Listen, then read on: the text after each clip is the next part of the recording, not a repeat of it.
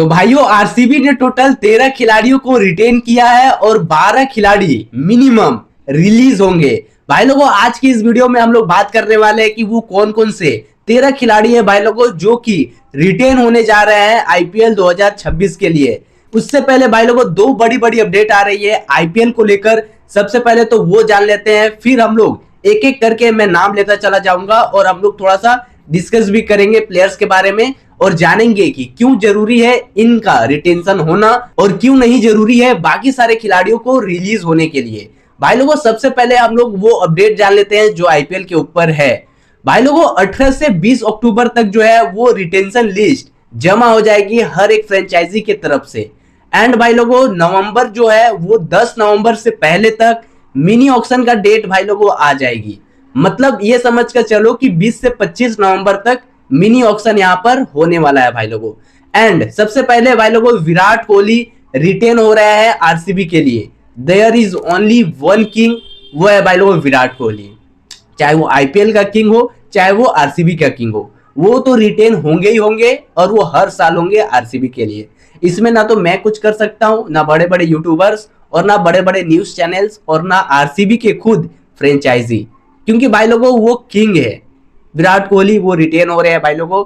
Next हम लोग चलते हैं रजत पाटीदार आरसीबी की तरफ से, वो डेफिनेटली रिटेन हो रहे हैं और कैप्टनशिप भी वो करेंगे भाई लोगों। वन ऑफ द कामलेस कैप्टनशिप वो करे हैं आईपीएल 2025 में, जैसा कि उन्होंने मध्य प्रदेश के लिए भी करा था। तो वहां पर बहुत ही कामलेस तरीके से और जो लीडरशिप क्वालिटी उन्होंने दिखाई थी वहां पर, वो अपने आप को प्रूफ करने के लिए उन्होंने पहले तो बोला कि मैं डोमेस्टिक में कप्तानी करना चाहूंगा, देन मैं आईपीएल के लिए आरसीबी को भाई साहब यहाँ पर लीड करना चाहूंगा।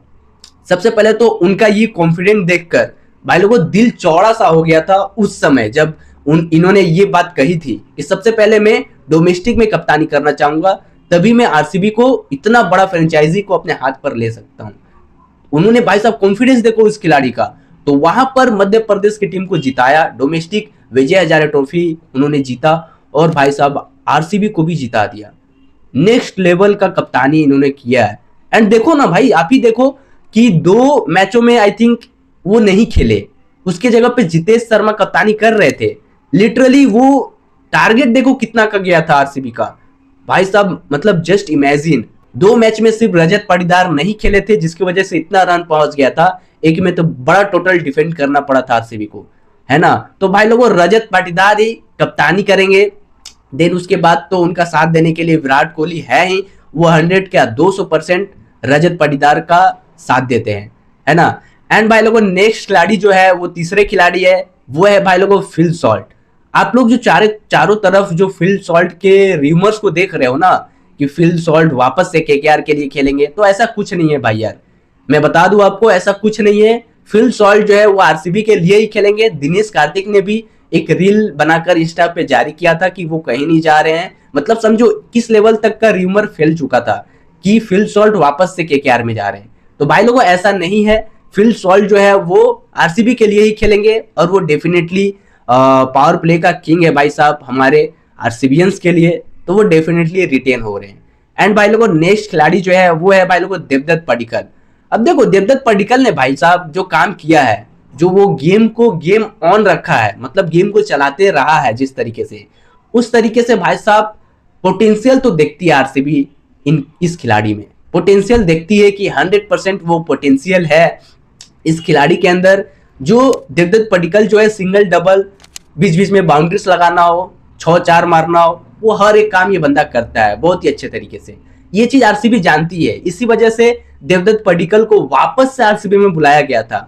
वो जानती थी कि ये खिलाड़ी ना बड़ा जबरदस्त है, इसलिए भाई साहब देवदत्त पडिक्कल भी जो है वो रिटेन हो रहे हैं इस साल, मुझे ऐसा लगता है, और वो डेफिनेटली करेंगे भी। एंड भाई लोगों नेक्स्ट खिलाड़ी जो है जिसको आरसीबी रिटेन करने को देख रही है, जो टारगेट में भी है, एंड मतलब मैं कैसे इनका इंट्रोडक्शन दूं भाई लोगों, प्रॉमिस डन कर दिया इस खिलाड़ी ने। गेस करो कौन है? हाँ भाई साहब वो अवेश खान का जो रिवेंज लिया था हेलमेट पटक कर, गेस करो जल्दी से। अवेश खान का भाई साहब जो रिवेंज लिया था वो है जितेश शर्मा। भाई साहब जो कॉन्फिडेंट है इस खिलाड़ी में जितेश शर्मा ने, भाई साहब इन्होंने ही कहा था, don't worry guys, I am here, I will take care all of, मतलब जितने भी चीजें होने वाले हैं। तो भाई साहब इन्होंने प्रॉमिस किया है भाई साहब, प्रॉमिस के लिए एक सब्सक्राइब और एक लाइक जरूर होना चाहिए इस वीडियो में। भाई साहब इन्होंने प्रॉमिस जो किया है ना वो निभाया है।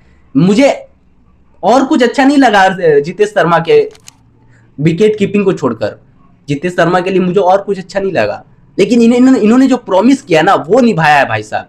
और विकेट कीपिंग भाई साहब अपना 200% दिया है विकेट कीपिंग में। भले इनके बैट से रन नहीं आए, 2 ही 3 मैच में इंपॉर्टेंट रन आए, लेकिन वही काफी थे आरसीबी के लिए, है ना।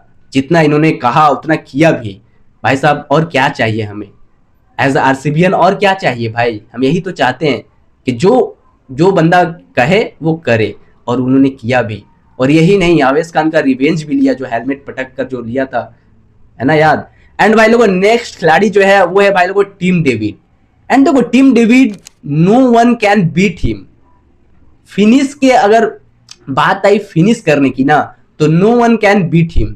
भाई लोगों तगड़ा खिलाड़ी है ये, और इसी तरीके का फिनिशर का जरूरत था आरसीबी में। लिटरली मैं सच कह रहा हूं दिल से कि ऐसा ही फिनिशर का आरसीबी में जरूरत था, जो भाई साहब आई थिंक दिनेश कार्तिक ने ना दिल खुश कर दिया।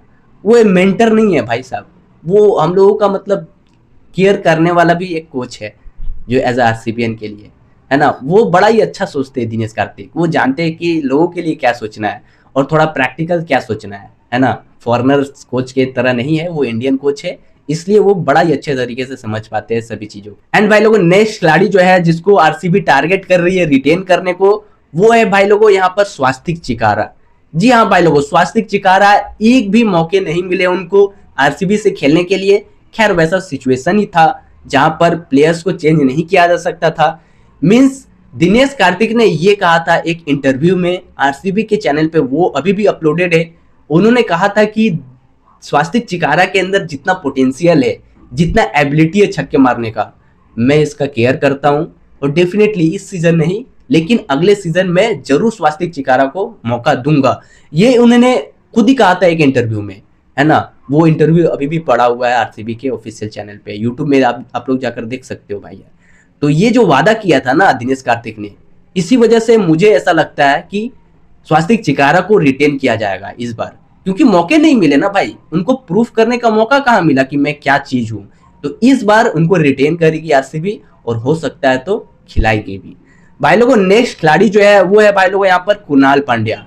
अब देखो कुणाल पांड्या ने जो परफॉर्मेंस दिखाई है, लिटरली यहाँ पर सभी मैचों में तो मैं नहीं कहूंगा, लेकिन 3-4 मैचों में जो परफॉर्मेंस उन्होंने दिया है, वेल परफॉर्म भाई साहब, वेल परफॉर्मर। एक बैट से तो नहीं, लेकिन बॉलिंग से उन्होंने अपना 100% तो दिया है। मैं मानता हूं, आप लोग मानते हो कि नहीं कमेंट करना जरूर भाई लोगों। मैं मानता हूं कि उन्होंने जितना हो सका, उनके पास जो भी चीजें थी करने को, उन्होंने किया जो उनके कंट्रोल में था।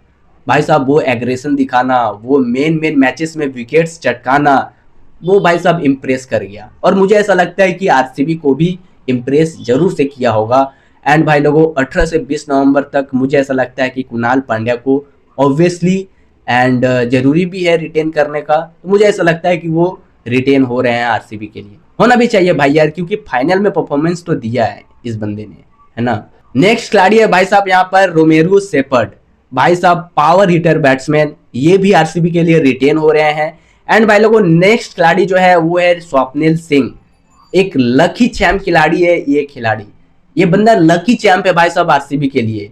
मुझे, अगर आप आरसीबी के फैन हो ना, तो शायद मुझे यहाँ पर इनके बारे में तो बताने की जरूरत नहीं है, क्योंकि आप लोग जानते होंगे कि ये कौन खिलाड़ी है ना। भाई लोगों स्वप्निल सिंह को जरूर से आरसीबी जो है वो रखेगी अपने टीम में, चाहे वो पहले रिलीज करके फिर खरीद ले, चाहे वो पहले ही रिटेन कर ले, लेकिन इसको अपने टीम में आरसीबी जरूर से रखेगी।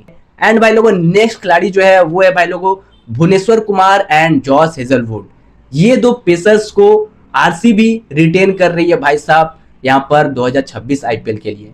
मुझे क्या 100% क्या, आप लोगों को भी 200% यकीन होगा कि इन दोनों को तो नहीं ही छोड़ेगी, क्योंकि जिस तरीके से प्रदर्शन दिया है, डेफिनेटली आप लोग भी बहुत ही इंप्रेस हुए होंगे इन दोनों खिलाड़ियों से, है ना। भुवनेश्वर कुमार भाई साहब डेथ ओवर स्पेशलिस्ट खिलाड़ी है and one of the great bowler in IPL history.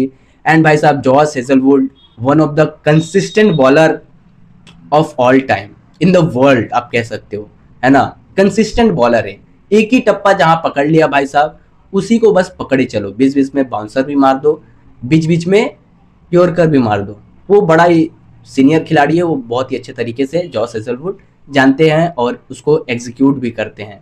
And भाई लोगों, ये जितने भी खिलाड़ियों का मैंने नाम लिया, हम लोगों ने चर्चाएं करी है, यही सारे खिलाड़ी प्रोबेबली चांसेस है कि आरसीबी रिटेन करने को देख रही है।